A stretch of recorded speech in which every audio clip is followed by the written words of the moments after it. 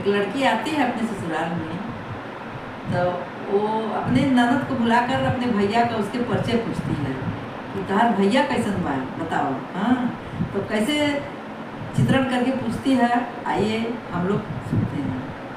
पूछ रही है, कौने रंग मूंगवा कौने रंग मोतिया कौने रंग ना, हे कौने रंग ना, नदी तो हर बीराना कौने रंग ना।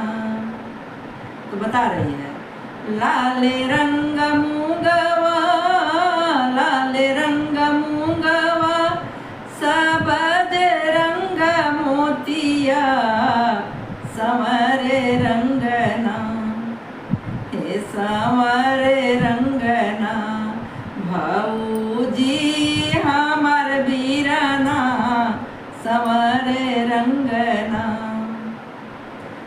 तो पूछती है फिर से कि का करी है मूंगवा हो, का करी है मोतिया, कि काई हो करी है ना, हरे काई हो करी है ना, नदी तो हर बीराना कि का हो करी है ना।